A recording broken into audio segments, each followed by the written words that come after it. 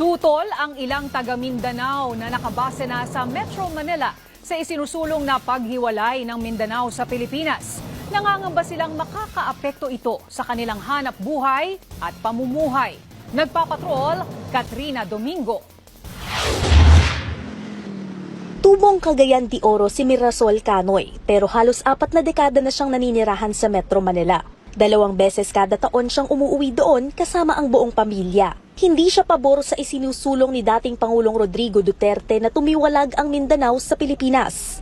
Siguro mahirapan kasi noon walang mga passport. Ang hirap sa amin noon, ma'am, lalo na mga mahirap lang kami. Wala kaming ganong income na pumapasok sa amin. Tutol rin si Esther Banwa sa panukalang pagkalas ng Mindanao sa bansa. Tanong niya, paano na niya mabibisita ang mga magulang at kaanak sa Surigao sakaling mangyari ang independent Mindanao. Nangangamba rin siyang tumaas ang presyo ng mga saging na kinukuha niya doon kung papatawan na ito ng importation tax at iba pang dagdag na buwis. Para sa akin, hindi pa rin. Mas maganda pa rin na magkasama lang, na hindi mahiwalay. Lalo na yung yung hanap buhay namin galing Mindanao, kasi supplier namin galing Cotabato. Kaya parang naisip ko na baka sobrang taas na naman kasi siyempre iba na doon. 6 na rehiyon ang bumubuo sa Mindanao na may 28 lalawigan, mahigit 30 syudad at lampas 400 munisipalidad. Nagsisilbi rin itong tahanan ng mahigit 26 na milyong Pilipino. Babala ng National Economic Development Authority, mas malaki ang mawawala sa mga taga Mindanao sakaling humiwalay ang rehiyon sa Pilipinas.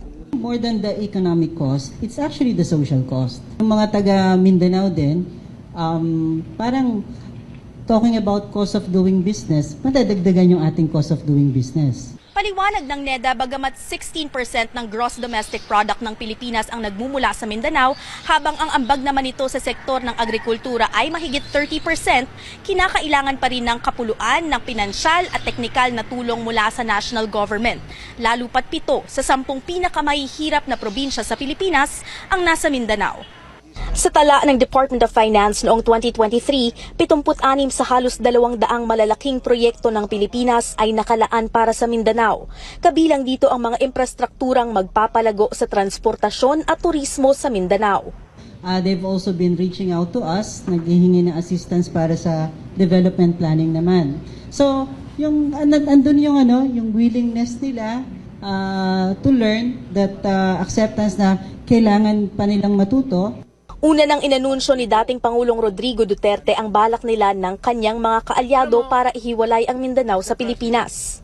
Sa isang panayam, iginiit ng dating Pangulo na hindi ito labag sa batas. It's not under the Constitution. It is outside the Constitution because magsisid ka nga.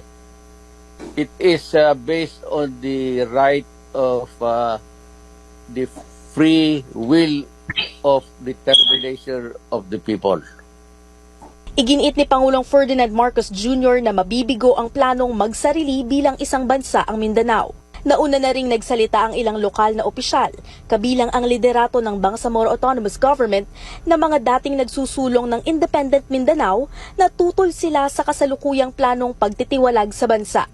Giit naman ni Cagayan de Oro 2nd District Representative Rufus Rodriguez, dapat nang itigil ni Duterte ang plano nito, lalo't seryoso si Pangulong Marcos na huwag isuko o mabawasan kahit nakatiting ang anumang bahagi ng Pilipinas. Katrina Domingo, ABS-CBN News.